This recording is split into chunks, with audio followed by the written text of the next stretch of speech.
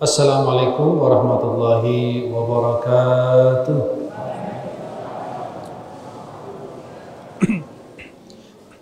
Alhamdulillahirabbil alamin wassalatu wassalamu ala asyrafil mursalin sayyidina maulana Muhammadin wa ala alihi wa sahbihi ajma'in. Asyhadu an la ilaha illallah wahdahu la syarika lah, asyhadu anna sayyidina Muhammadan abduhu wa rasuluh. Allahumma shalli wa sallim wa barik alaihi wa alihi wa ashabihi wa man tabi'ahum bi ihsanin ila yaumiddin wa alaina ma'ahum bi rahmatika ya arhamar rahimin. Para jamaah yang dimuliakan Allah, uhibbukum jami'an fillah. Saya mencintai kalian semua karena Allah Subhanahu wa taala. Semoga Allah senantiasa mempertemukan kita di dunia dalam taat dan di akhirat di surganya Allah Subhanahu wa taala. Insyaallah kita akan membahas tuntas berkaitan dengan Dajjal. Tapi bukan mencocokologi seperti yang terjadi di antara kita. Kita bahas berdasarkan ada dari Allah atau Rasul. Kalau tidak ada, kita diamkan. Kenapa diamkan? Karena ini berkaitan dengan ghaib. Dan ghaib itu perlu dalil. Jika tidak ada dalil, kita bilang wallahu a'lam. Jangan hanya katanya dan katanya. Ketika kita mencari sumbernya, susah. Muncul di berapa 2 tahun yang lalu, sebelum Covid, saya juga sudah membahasnya di acara Damai Indonesia di TV One. Mohon maaf, pada saat Covid, jika Ka'bah sepi, tawaf berhenti hari kiamat, tanda hari kiamat, itu salah. Karena tanda hari kiamat bukan sepinya tawaf, bukan berhentinya tawaf, tapi dengan hancurnya Ka'bah. Itu di antara tanda hari kiamat yang kecil. Nabi mengatakan, saya melihat Dzu As-Suwaiqataini menghancurkan Ka'bah, mengangkat batunya satu persatu. Maka dengan berhentinya tawaf bukan kiamat, tapi menuju akhir zaman. Kapan akhir zaman kita tidak tahu. Jangan mencari hari kiamat yang besar, tanda hari kiamat besar, tapi kiamat kecil kita nggak ada, nggak pernah diperhatikan. Maka malam ini insya Allah kita membahas Dajjal tuntas. Saya menulisnya dalam bahasa Arab. Kenapa? Karena ada sebagian bahasa Indonesianya, ada sebagian terjemahannya. Biar kalian tertarik, penasaran itu artinya apa.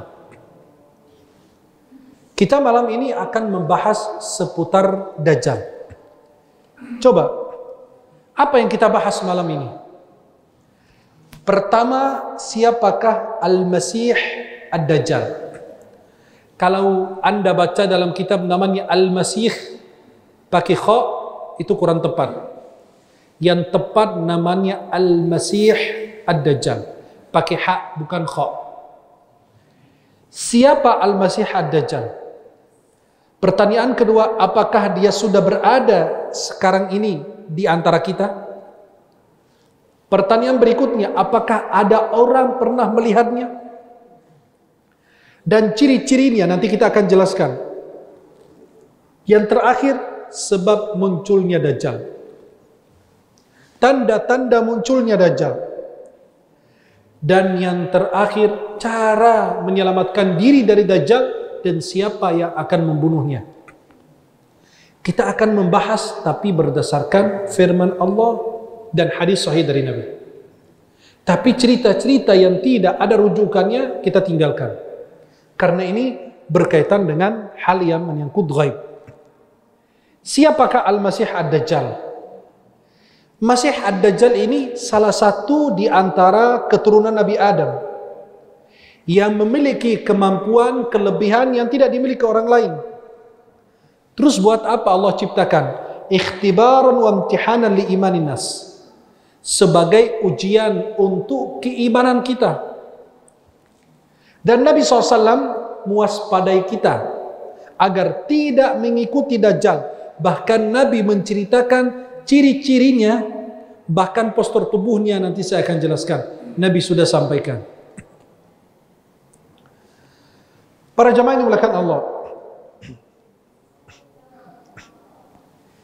Dajjal ini kalimat Al-Masih Ad-Dajjal. Kan digabung dari dua kalimat, Al-Masih dan Ad-Dajjal.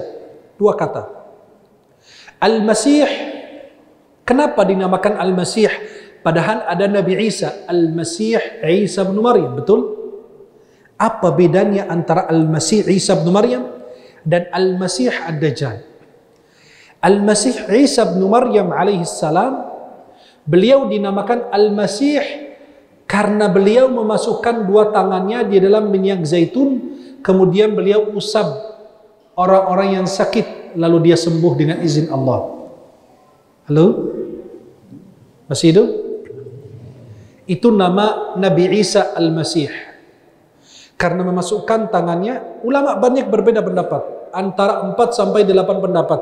Kenapa dinamakan Al-Masih? Yang paling kuat ini, memasukkan tangannya dalam minyak zaitun, kemudian beliau usap orang yang sakit kulit dan lain, Allah sembuhkan dengan izin Allah.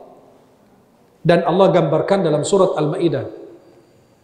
Al-Masih Ad-Dajjal dinamakan Al-Masih karena dikatakan, karena dia Masih itu menyapu. Kata Masih itu menyapu, di antara maknanya. Karena dikatakan dia akan menyapu bumi, akan keliling bumi di waktu yang singkat. Semua bumi akan didatangi oleh semua tempat, kecuali tempat-tempat yang kita akan beritahukan. Dia dinamakan menyapu, keliling bumi itu semua, kecuali tempat-tempat tertentu. Kemudian dinamakan Al-Masih karena salah satu matanya tidak memiliki cahaya, artinya tidak ada sama sekali. Ad-Dajjal itu artinya apa? Dajjal itu artinya pendusta. Maka orang yang matanya tidak ada dan dia sekaligus pendusta. Itu arti daripada Al-Masih Ad-Dajjal. Pasti ada orang bertanya, mengapa kita bahas Al-Masih Ad-Dajjal? Buat apa faidahnya? Kalau kita bahas Al-Masih Ad-Dajjal, mengetahui sesuatu lebih bagus daripada tidak mengetahuinya sama sekali.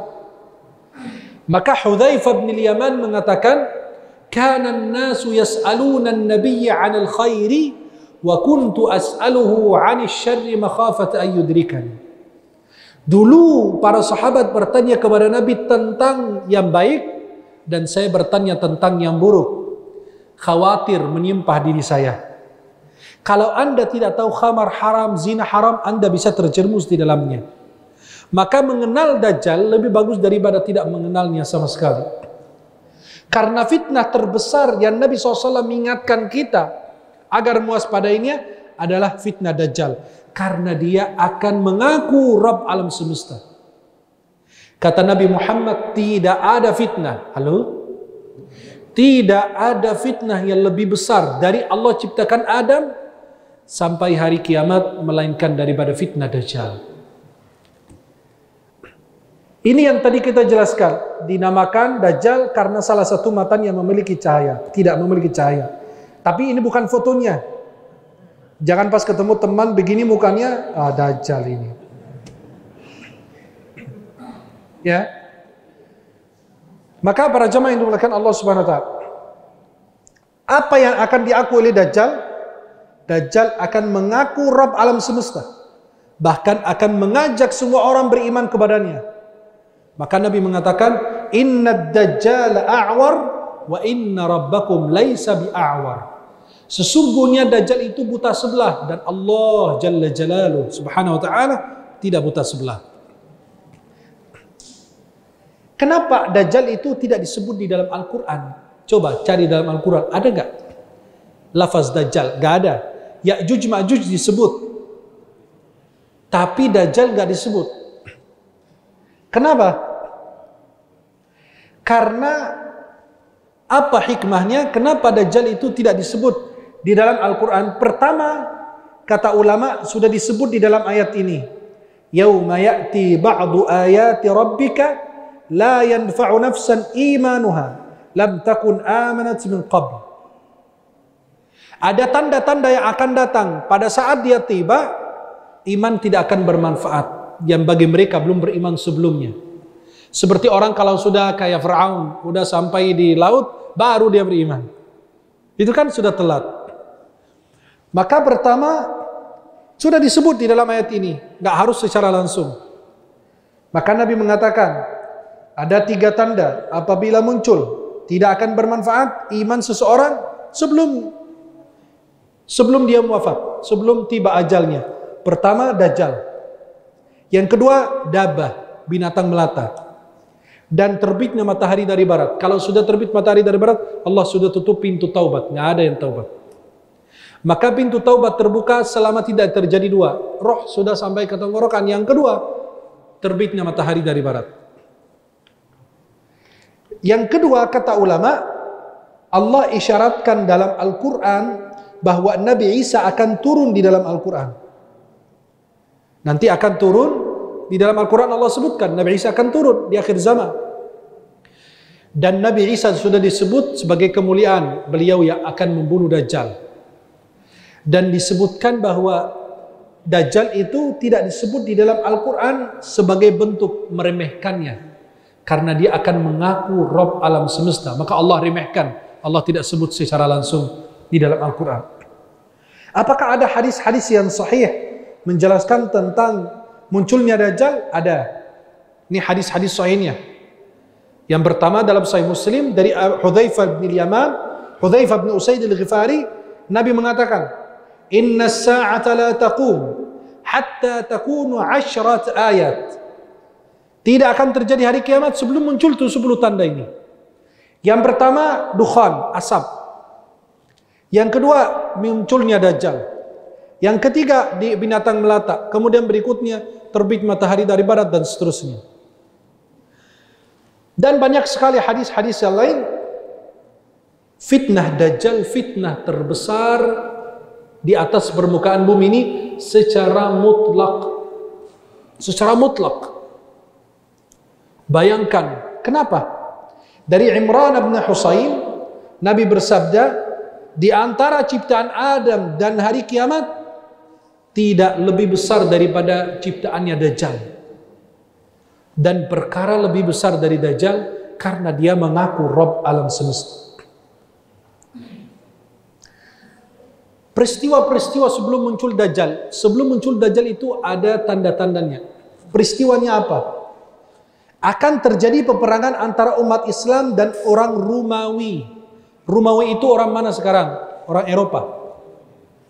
Akan terjadi peperangan dan umat Islam yang akan mendapatkan kemenangan. Dan tidak akan muncul Dajjal kecuali kalau imam-imam di mimbar kajian-kajian gak disebut. Hatta yadhalun nas an dzikrih, sehingga orang lupa tentang Dajjal. Maka sekarang jarang orang cerita-cerita tentang Dajjal.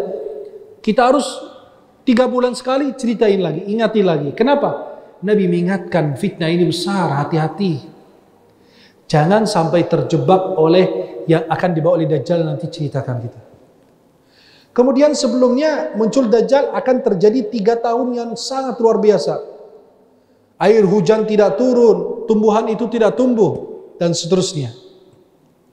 Ini ciri-ciri Dajjal. Tapi jangan lihat teman yang kakinya seperti ini atau rambutnya keriting, kemudian bilang, wah ini nampaknya keturunan Dajjal apa? Yang pertama, postur tubuhnya itu pendek dan cara jalannya aneh, bengkok seperti ini. Bayi itu kalau sering pakai pampers, biasanya kakinya bengkok gitu. Itu cara jalannya. Artinya apa? Allah memperlihatkan ini makhluk aneh. Ciptaannya aja nggak sempurna. Masa kalian percaya dia Tuhan? Tuhan kalian, dia Rabb alam semesta. Maka postur tubuhnya itu pendek. Jangan lirik kanan kiri ya, cari yang pendek siapa? Pendek, cara jalannya aneh, rambutnya lebat. Kemudian berikutnya, salah satu matanya tidak memiliki cahaya, buta. Kulitnya putih. Keningnya lebar. Di antara kedua matanya tertulis kafir. Saya kan buta huruf, nggak bisa baca, Pak. Apakah saya baca nggak? Nabi mengatakan semua orang beriman bisa baca tulisan kafir. Saya kan buta huruf. Tidak ada masalah, yang penting Anda punya iman dan takwa. Allah yang akan memudahkan Anda bisa mengetahui dan mengenal ini Dajjal. Kemudian berikutnya mandul. Satu Dajjal aja kita pusing, apalagi punya anak. Para jamaah yang dimuliakan Allah. Dajjal ini muncul dari mana? Kalian lihat yang dibulatin itu, Dajjal ini muncul dari arah timur, dari negeri Persia. Persia itu Iran. Nanti disebut tempatnya itu yang dibulatin itu nggak jauh dari Irak, negeri Syam, Bilad Persia dan lain, India dan lain. Di situ di Iran ada kota namanya Khurasan. Dajjal nanti muncul. Ini hadis Nabi. Dajjal itu keluar dari bumi sebelah timur yang disebut Khurasan. Dajjal akan diikuti oleh kaum yang wajah mereka seperti apa? Tameng yang dilapisi kulit. Ini wajah mereka seperti ini. Tapi jangan lihat teman atau lihat orang, itu cuma hanya gambaran saja. Biar mendekati agar kita bisa memahami. Ini wajah orang-orang yang akan mengikuti Dajjal, seperti bulat seperti itu. Ya, muka mereka itu seperti apa? Perisai yang melengkung. Ya, dan ini orang yang akan mengikuti Dajjal. Ini baju mereka. Ya, ini baju-baju mereka yang mereka pakai. Itu di tembok Buraq di Masjidil Aqsa. Yang mereka bilang tembok ratapan itu tembok Buraq. Nabi ikat Buraqnya di situ. Ini orang-orang yang berpakaian seperti ini dan wajahnya seperti ini, mereka yang akan mengikuti Dajjal. Para jamaah yang dimuliakan Allah, apakah pernah ada orang yang pernah jumpa Dajjal? Ada. Ini hadisnya. Hadisnya panjang, tapi diriwayatkan oleh Imam Muslim dalam Sahih beliau. Fatimah binti Qais mengatakan, saya mendengar panggilan as-salatu jami'ah. Kalau panggilan di zaman Nabi salat jami'ah, berarti Nabi mau bicara. Nabi mau kasih nasihat. Ada perintah, atau ada larangan, atau ada pemberitahuan. As-salatu jami'ah, datang semua orang ke masjid. Kata Fatimah yang meriwayatkan hadis, aku datang ke masjid. Dan aku di saf pertama perempuan di belakang kaum laki-laki. Dulu kan nggak pakai pembatas kayak kita sekarang. Karena hati mereka bagus, bersih. Kalau hati kita sudah apa? Sudah ada noda-nodanya, maka kita ada pembatas antara laki-laki dan perempuan. Kalau dulu beda. Maka wanita tersebut, Fatimah binti Qais yang meriwayatkan hadis, aku ada di saf perempuan paling depan. Apa? Di belakang kaum laki-laki, saya adalah saf pertama perempuan. Dan Nabi SAW kemudian selesai sholat, duduk di atas mimbar sambil tersenyum. Dan Nabi bilang, setiap orang duduk di tempatnya, jangan pindah. Kenapa aku kumpulkan kalian? Kata Nabi. Kata sahabat, Allahu wa rasuluhu a'lam. Allah dan Rasulnya lebih tahu. Kata Nabi, saya tidak mengumpulkan kalian karena sebuah perkara yang besar. Melainkan ada cerita dari orang Nasrani, Tamimud Dari. Seorang sahabat Nabi namanya Tamimud Dari. Dia orang Nasrani. Datang berbaiat kepada Nabi, lalu masuk Islam. Dia cerita sama Rasulullah. Kan dia datang berbaiat, aku mau masuk Islam. Lalu dia ceritakan, ya Rasulullah, kami naik laut bersama 30 orang dari suku namanya Lakhm wa Judham. Suku 30 orang naik kapal. Biasa kalau di laut itu dulu ya terdampar itu oleh ombaknya sampai terdampar mereka ke salah satu pulau. Mereka berada di dalam laut selama 1 bulan. Ya karena ombaknya tinggi, terdampar mereka ke salah satu pulau. Kemudian beliau mengatakan, kami masuk ke dalam pulau tersebut, lalu bertemu dengan seekor binatang yang ahlab, banyak bulunya. Sehingga kami tidak mengenal kepalanya dari ekornya, saking banyak dan lebat bulu tersebut. Mereka bertanya, kamu siapa? Dia menjawab, aku Al-Jassasa. Kenapa Al-Jassasa dinamakan Jassasa? Jassasa itu artinya mata-mata. Binatang ini mata-mata untuk Dajjal. Kemudian mereka bilang, apa itu Jassasa? Kata dia apa? Binatang tersebut, ya udah, di gua sebelah saya ada orang. Mereka ketika dia sebut ada orang, mereka takut ini syaitan. Saking banyak dan lebat bulunya, Sehingga dia disebut ada orang, oh berarti ada manusia kayak kita. Ya udah kita tinggalkan ini aja. Karena menakutkan. Mereka ke ruangan atau di tempat sebelahnya, ternyata ada seseorang yang ciptaannya besar. Terikat dari rantai. Tangan dan kakinya. Kemudian mereka bertanya, kamu siapa? Kata orang yang terikat itu, kalian ini siapa?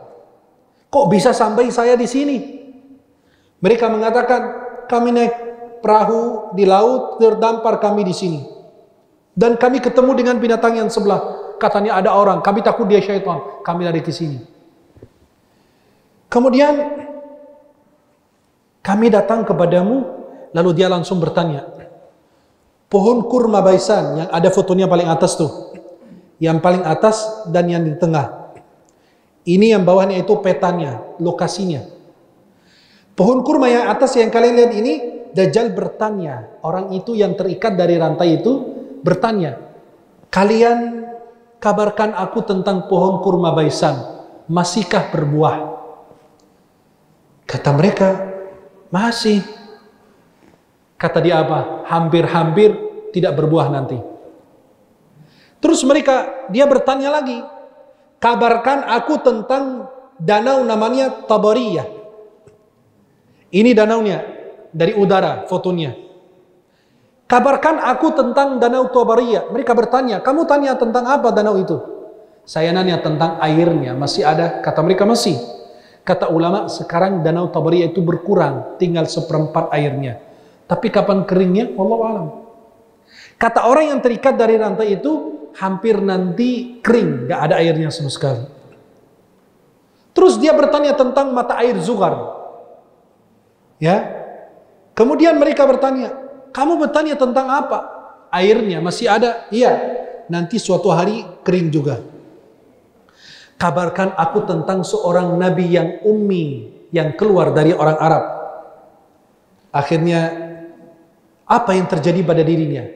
Kata mereka, dia sudah keluar dari Makkah dan sekarang masuk Yathrib. Yathrib itu nama kota Madinah dulu. Yathrib itu Nabi hijrah dari Makkah ke Yathrib, bukan ke Madinah. Belum ada istilah Madinah. Yathrib itu artinya tanah yang buruk, tanah yang busuk. Tapi ketika Nabi hijrah, berubah menjadi Thaibah, tanah yang subur. Thabah, maka kita sebut Madinah itu, kalau antum bilang mau ke Thaibah, mau ke Thabah, mau ke Madinah Al-Munawwarah, kota yang bercahaya, karena Rasulullah sudah berada di situ. Kemudian dia bertanya, apakah orang Arab sudah memeranginya? Sudah. Kata orang yang terikat dari rantai, lebih bagus mereka mentaatinya, mengikutinya. Kemudian mereka mengatakan, kamu nanya ini dan itu, kamu siapa sebenarnya? Dia mengatakan, saya kabarkan, aku ini Al-Masih, yang dimaksud Ad-Dajjal. Dan saya hampir mau keluar. Saya tunggu izin aja.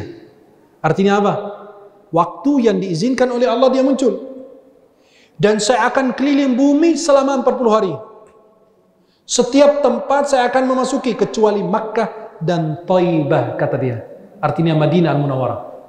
Di situ saya mau masuk kota Makkah dan Thaibah, ada malaikat menjaganya dengan pedang-pedangnya. Di situ ada malaikat menjaganya. Nabi SAW punya tongkat kecil, Nabi sampai mukul di mimbar. Kata Nabi, ini Thaibah, ini Thaibah, ini Thaibah. Artinya apa? Ini negeri yang baik. Ini negeri yang subur, ini negeri yang diberkahi. Dajjal tidak akan mampu masuk ke sini. Maka coba perhatikan. Adakah orang yang pernah jumpa Dajjal? Ada. Tamimud Dari dan 30 orang ini. Tapi kenapa tidak diketahui tempatnya sekarang? Allah membuat mereka lupa tempatnya. Terdampar oleh laut sebulan, bayangkan. Mereka beda dengan kita sekarang. Gak ada foto, gak ada video.